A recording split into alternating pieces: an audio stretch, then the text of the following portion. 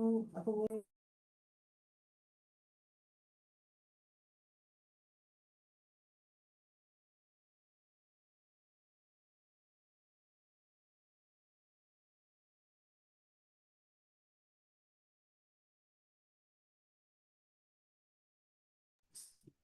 everyone.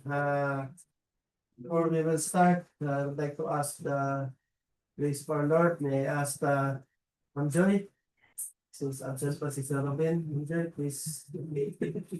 Prayer, ma'am. As with ourselves in the holy presence of the Lord, Heavenly Father, and thank you for this beautiful day.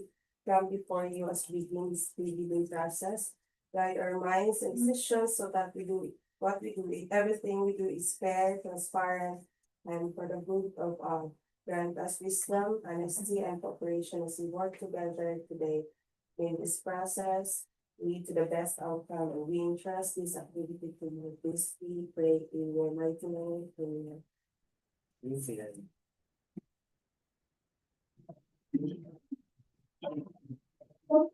Okay, good morning everyone. Then I ask for Libby to please acknowledge the attendance of our top members. Kasi ito. Thank you, Mrs. Chair. Good morning, everyone. Morning. This is the presence of our back members who are present for today. For our back chairman, Engineer Will Louder. Present. Our back vice chairman, Attorney Alvin Artindo. Present, Chair. Back regular member, Engineer Ulong Sata. Present, Sir. Back provisional member, Engineer Muhammad Hussein Bumanan. Present, Sir. Back provisional member, Engineer CPI Sakil Ibrahim. Present, sir. Mr. Chair, there are five members or present. Five. Since all of the box members are present, then I declare this private conference in quorums. Okay, please acknowledge also the attendance of our back PWH Secretariat and of course servers and contractors. They represent. I did. Our back secretariat, secretariat head, Richard Casa. Back secretariat member, Sir Renanti Di Pabriga. Present, Sir. Sir Donato Filosong Jr. Sir Ruben J. Lora. Ma'am Malo Christian Siente Pesto. Present, sir. Ahara P. Ramos. Present, sir. Ma'am Flor A. Garcia. Ma'am Giselle Q. Nabal. Present, sir. Sir George L. Isita. Sir, present. Ma'am Ivy J. Pasquin. Present, sir. And Ma'am Saint Isita Dina. For our PWG, back to PWG head, Ma'am Loretta Antonio. Present. Back to PWG member, Engineer Muhammad Salik Arumpak. Engineer Arjan P. Bansara. Present, sir. Engineer City Nohaida R. Macarambon. Present, sir. Engineer Mujahid Pia. Sir Muhammad P. Abbas. And Sir Dennis C. Okay, thank you, Sir Dave.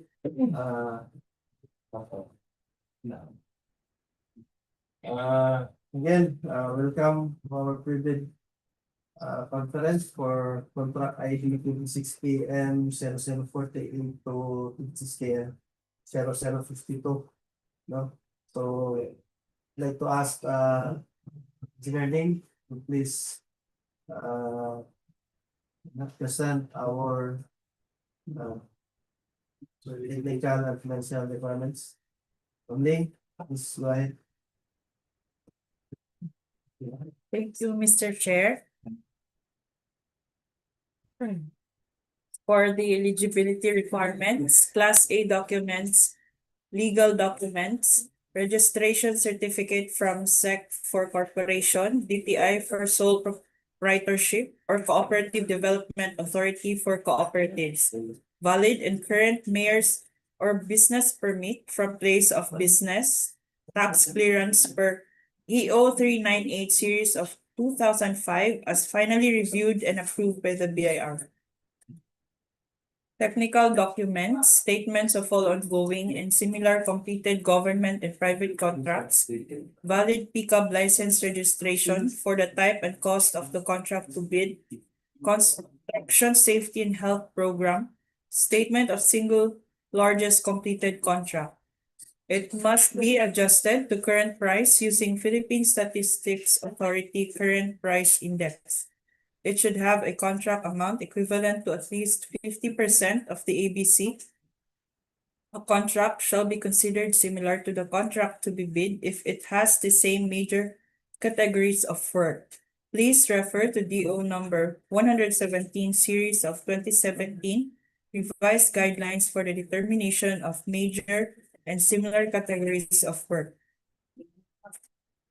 For the financial documents, audited financial statements stamped received by the BIR or its duly accredited and authorized institutions for the preceding calendar year, which should not be earlier than 2 years from the date of bid submission. Tax returns filed and taxes paid through the BIR filing and payment system. Computation of NFCC of at least equal to the ABC computed using the prescribed formula. NFCC is equal to current assets minus current liability multiplied by 15 minus value of unfinished projects, including awarded projects not yet started coinciding with the contract to bid. For Class B documents for joint venture, legal document, each partner of the joint venture shall submit their respective field JEPs certificates of registration in accordance with Section 20.2.9.1 of the IRR of RA 12009. The submission of technical and financial eligibility documents by any of the joint venture partners constitute compliance, provided that the partner responsible to submit the NFCC shall likewise submit all of its ongoing and audited financial statements. Submission and receipt of bids. The contents of the first envelope for the technical proposal are as follows.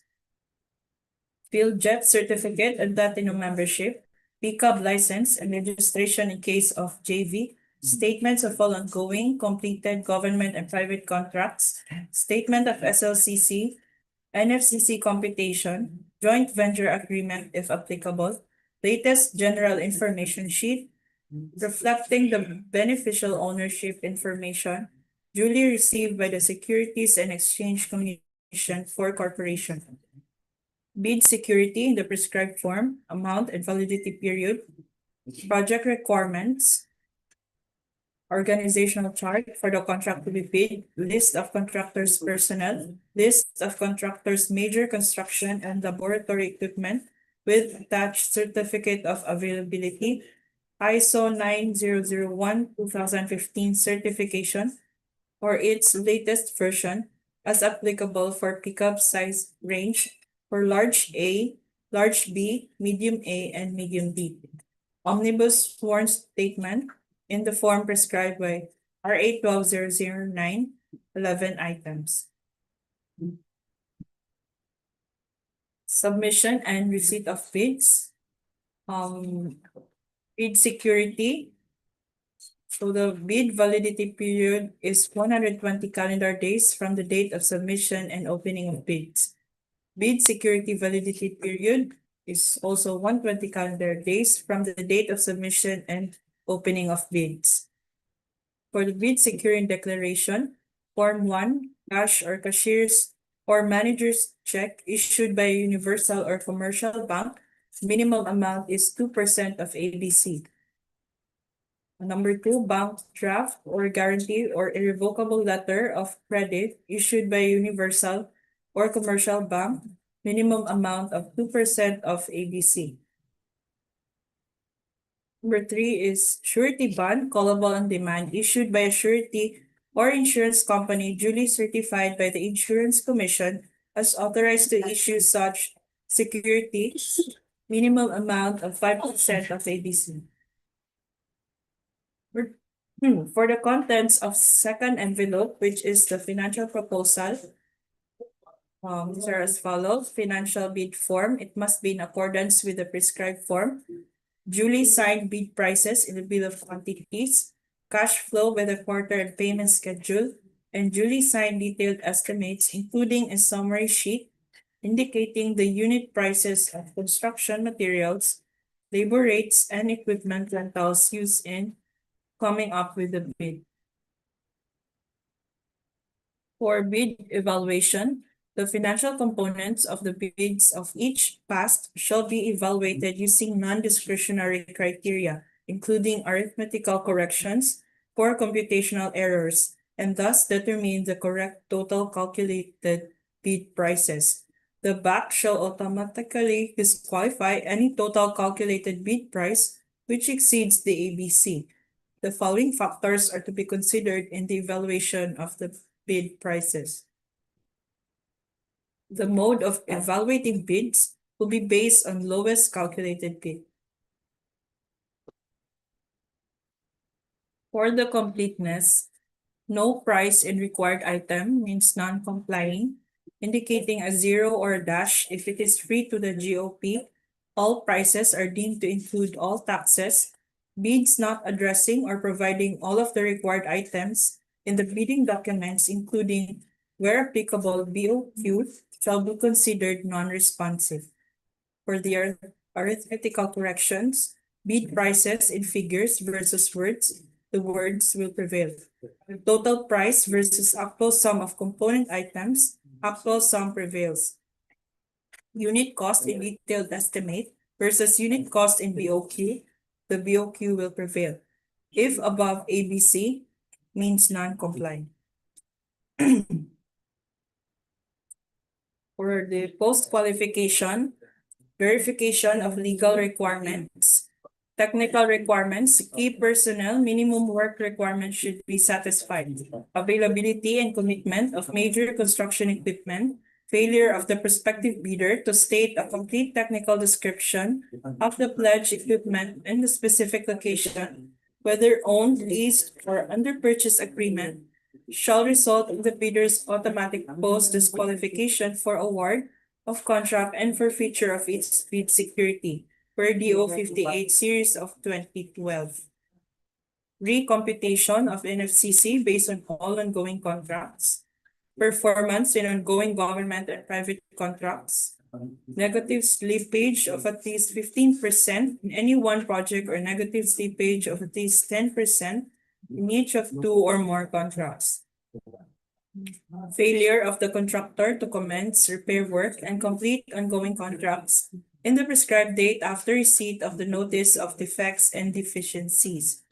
Failure of the contractor to commence repair works on contracts with pending certificates of acceptance in the prescribed date after the receipt of notice of defects and failures. Substandard quality of works or unsatisfactory performance per contract term and conditions at the time of inspection. Refer to RA 12009 and DO 127 series of 2018 for the strict application of RA 9184 in the conduct of the post-qualification of bidders with delayed ongoing contracts with DPWH. Notes on the personnel and equipment requirements of the project. As per DO number 9 series of 2012, technical requirements for civil works projects for public bidding. If a proposed key technical personnel is an employee of the bidder and working on another project at the same time of bidding, the bidder shall submit a certification that first, the personnel will be pulled out from the ongoing project once the bidder is awarded a contract, and second, he or she will be replaced with another person with equal or better qualifications as certified by the head of the implementing office. The bidder may propose a key technical personnel who is not an employee, provided that the said personnel is required to submit a certification that he or she will work for the bidder if it is awarded the contract under bidding. These certifications shall be included in the first envelope of the sealed bid. Also, to be verified during post-qualification is the set equipment pledged by the bidder.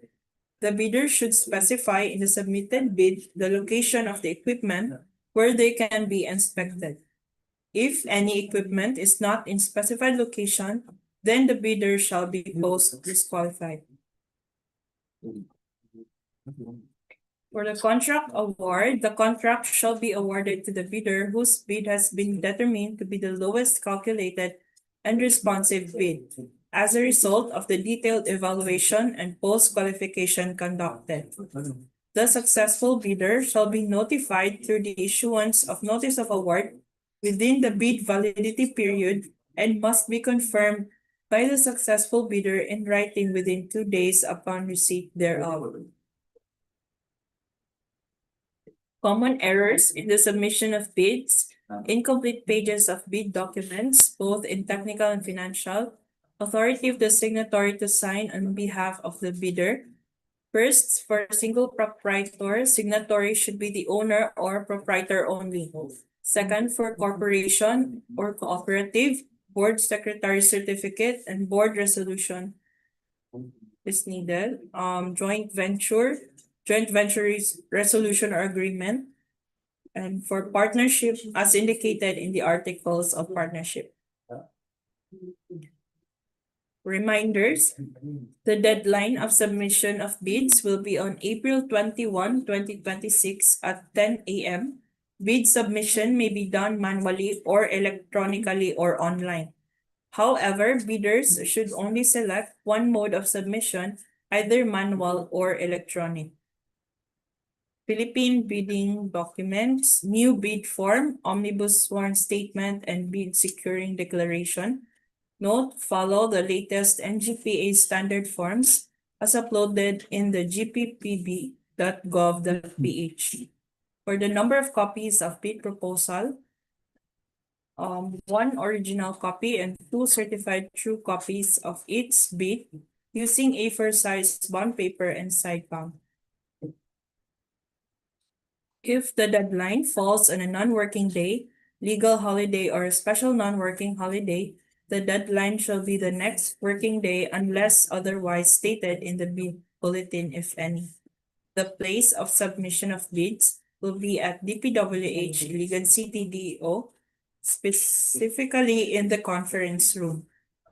The contractors must observe in the bidding documents the following: pagination, side tabbing and labeled according to checklist, table of contents that will harmonize the pagination and side tabbing, and compliance with the attached checklist. All prospective bidders are encouraged to conduct a site inspection and take geotag photos together with the planning and design personnel. That's all, Mr. Chair. Thank you, Ma'am Ling. Any corrections, back members? With regards to the presentation of our detailed and financial requirements? And if none, then we will proceed with the presentations of 5 contract IDs. Marjan, may I request, Engineer Marjan, to please present each contract IDs. Thank you, Mr. Chair. Okay, go ahead. Sir.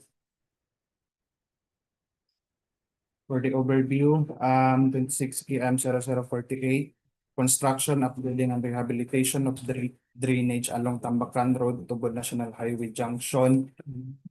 K1527 plus 096 to K1527-373.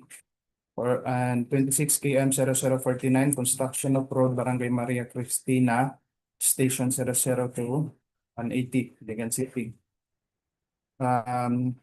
for contract ID 26KM0050, construction of multi-purpose building, Barangay Dalipuga, Iligan City, Lanao del Norte.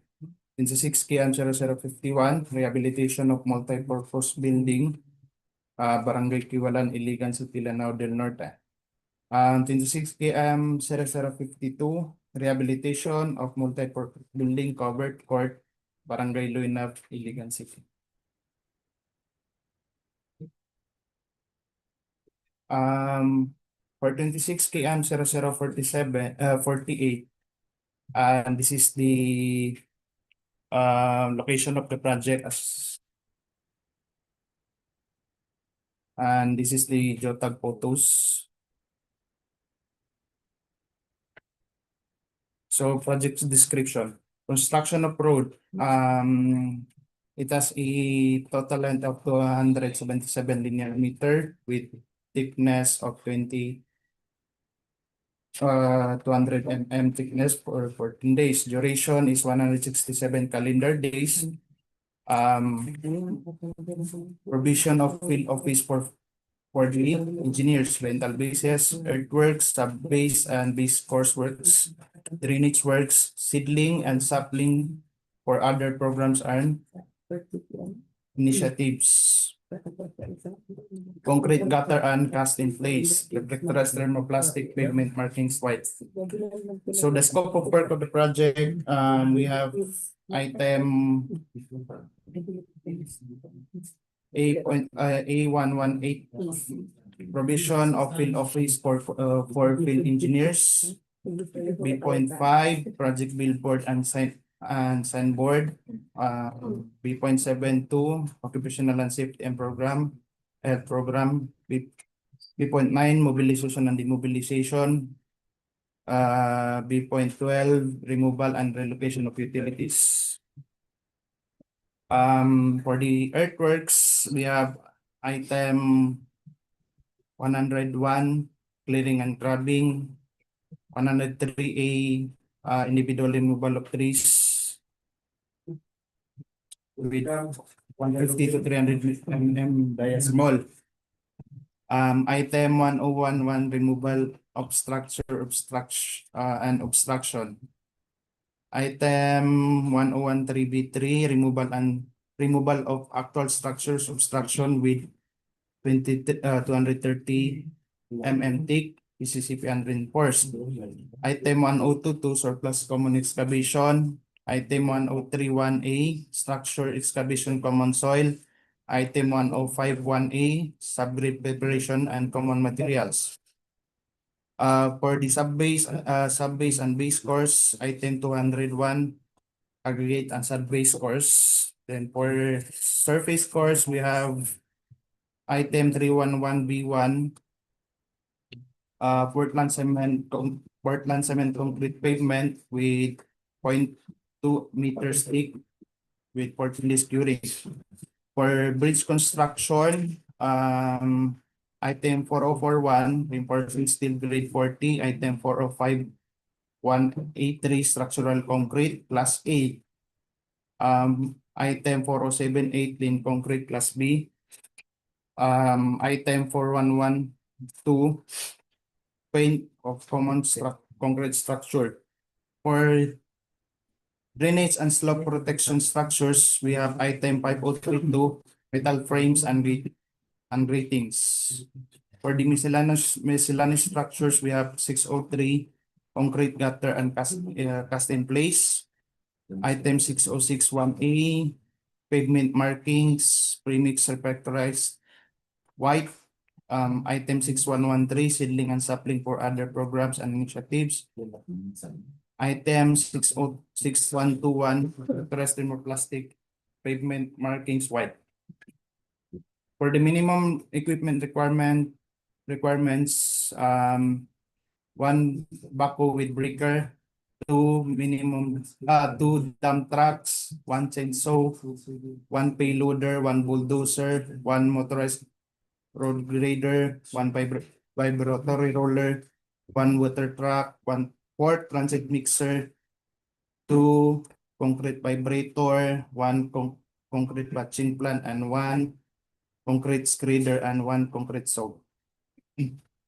And one bar cutter, one joint sealer machine, one service or cargo or service truck, one bar bender, one plate compactor, one bagger mixer, one welding machine, and one straight boom lift, and one rack mounted crane, one applicator machine, one needling machine, one cutting outfit, one material testing based on DO 11.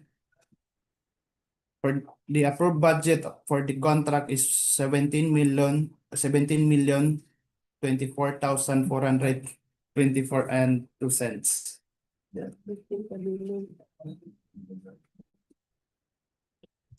For the contract 26 KM 0049, construction of road Barangay Maria Cristinas, Iligan City. So here is the location of the project. Here is the JOTAG photos.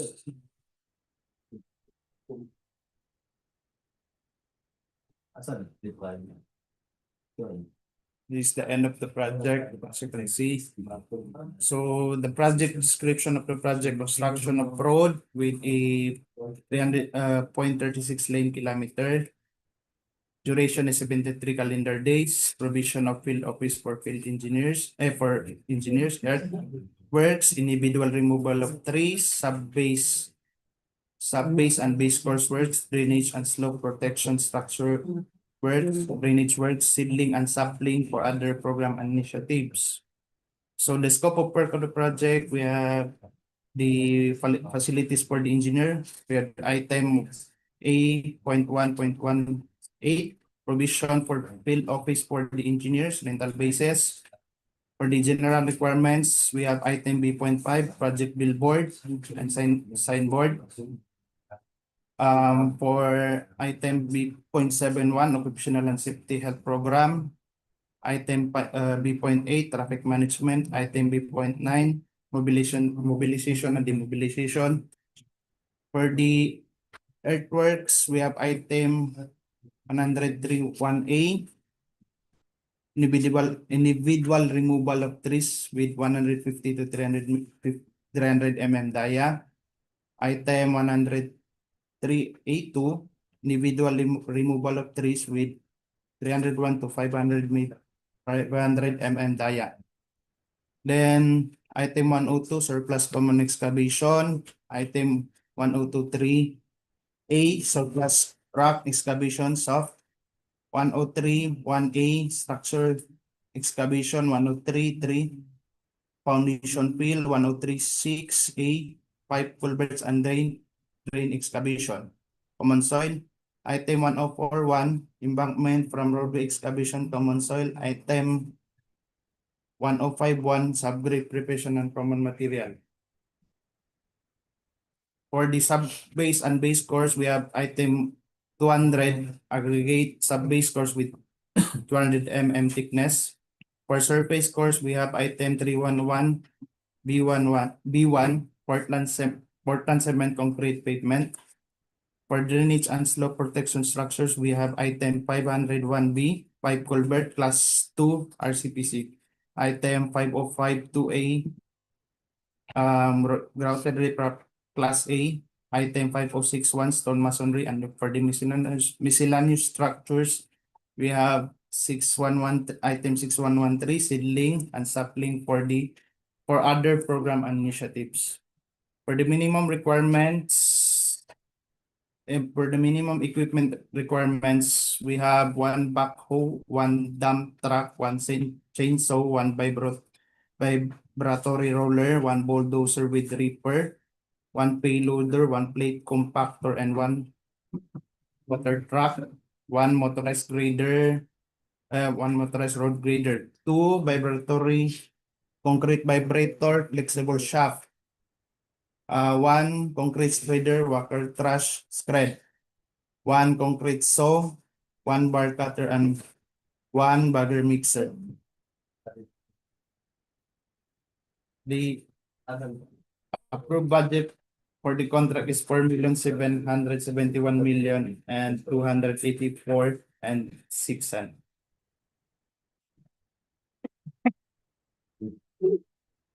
For 26KM0050 construction is multi-purpose building, Barangay Dalifuga, Iligan City. Here's the location of the project.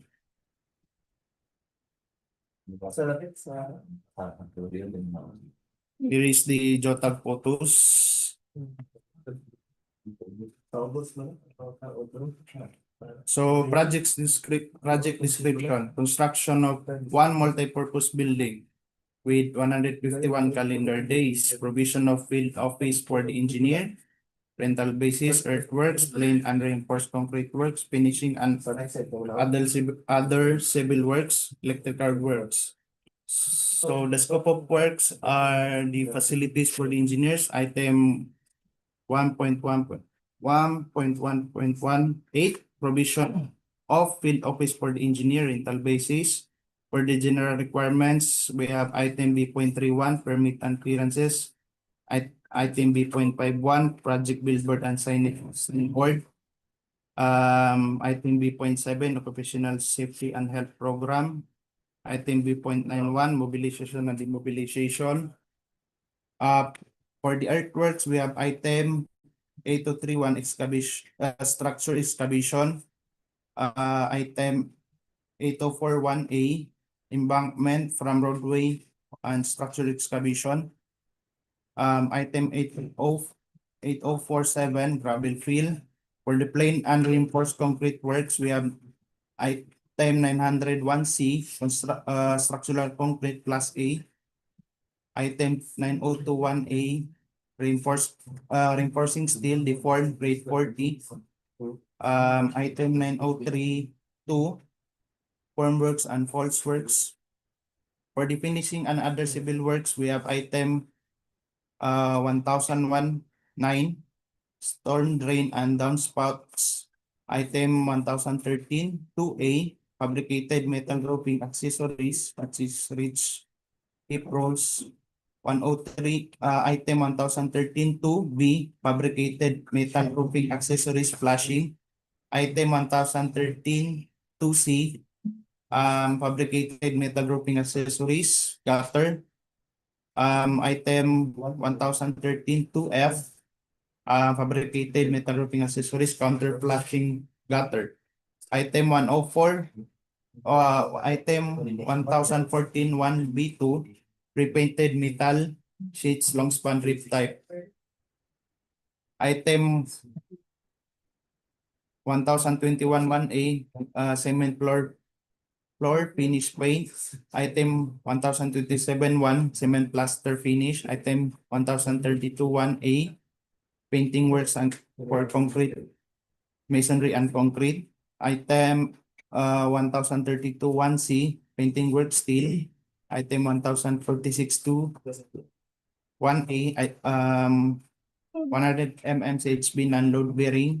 Item 1047, 4A, metal structure, bolts and rods. Item 1047, 4B, metal structures, accessories, turnbuckle.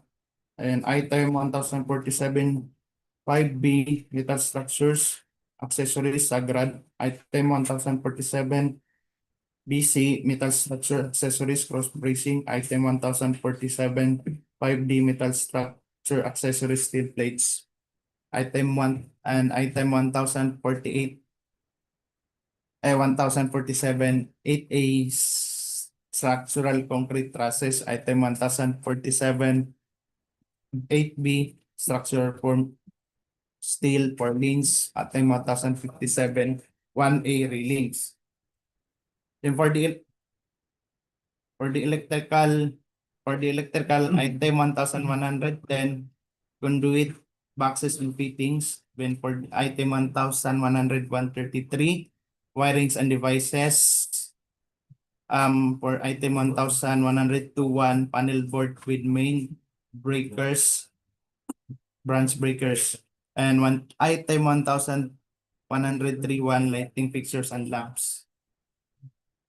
For the minimum equipment requirements, we have 1 backhoe, 2 dump trucks, 1 bar cutter, 1 bar bender, 1 plate compactor, 1 bagger mixer, 1 one welding machine, one aerial lift, one truck mounted crane, one cutting outfit, one material testing equipment based on DEO 11. So the approved budget for the contract is 4,899,863 and 71 centavos.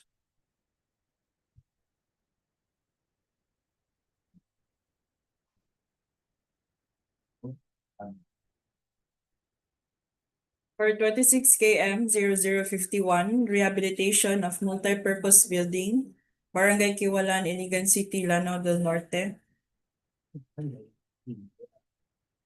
So here is the location of the project.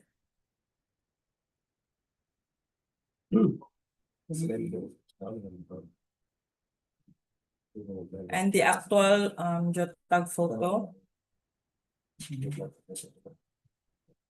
Project description, rehabilitation of one multipurpose building, Barangay Hall, a duration of 151 calendar days, provision of field office for the engineer, rental basis, removal of structures and obstruction, plain and reinforced concrete works, finishing and other civil works, electrical and mechanical works. For the scope of works, provision of field office for the engineer, rental basis, permits and clearances, project billboard or signboard, occupational safety and health program, mobilization or demobilization, removal of structures and obstruction, structural concrete class A 28 days, reinforcing steel deform grade 40, storm drainage and downspout, aluminum frame glass door swing type, aluminum glass windows fixed type, frames, doors, flush, fabricated metal roofing accessory, ridge or hip rolls, flashings, gutters, pre-painted metal sheets, long span rib type above 0.4 to 7 mm, unglazed tiles, non-slip finish, cement plaster finish, painting works, masonry, concrete, and steel, reflective insulation, 100 mm CHB non-load bearing, metal structure accessories, bolts and rods, structural steel trusses, railing, and electrical works and mechanical works. Minimum equipment requirement, 1 backhoe, 2 dump trucks, 1 plate compactor, 1 bagger mixer, 1 bar cutter, 1 bar bender, 1 welding machine, 1 cutting outfit, 1 truck mounted crane, and 1 backhoe wheel breaker. With an approved budget for the contract of 9,849,189 pesos and 30 cents. For 26 km 0052, rehabilitation of multipurpose building, covered court, Barangay Luinab, Iligan City. So here's the location of the project.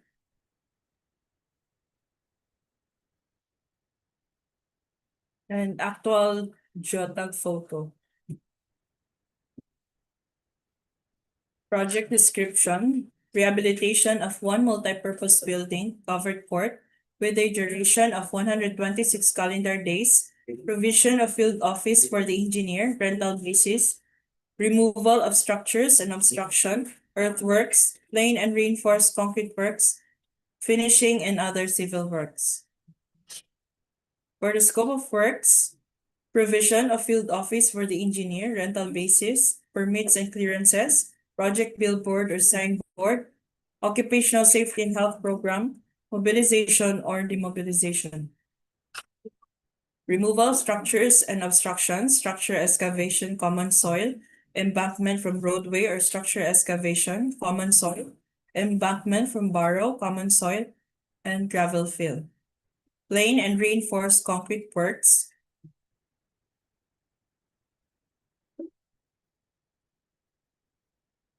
finishing and other civil works,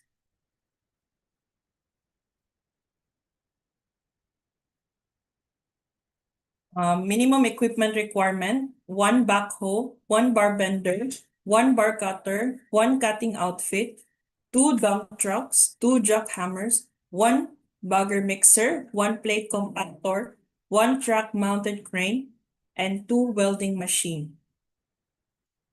With an approved budget for the contract of 4,950,495 pesos and 5 centavos. Reminders, please be advised to watch out for possible bid bulletin. That's all. Thank you. Okay, thank you, Ma'am Ning and Sir Marjan. Any questions or corrections? Of members? None? Then if none, then who wants to move for the adjournment of the conference? I move to adjourn the previous conference, Mr. Chair. Okay, it has been moved by Attorney Quinto and seconded by Sir Olo. Then I declare this previous conference adjourned. Okay, thank you. Thank you, everyone.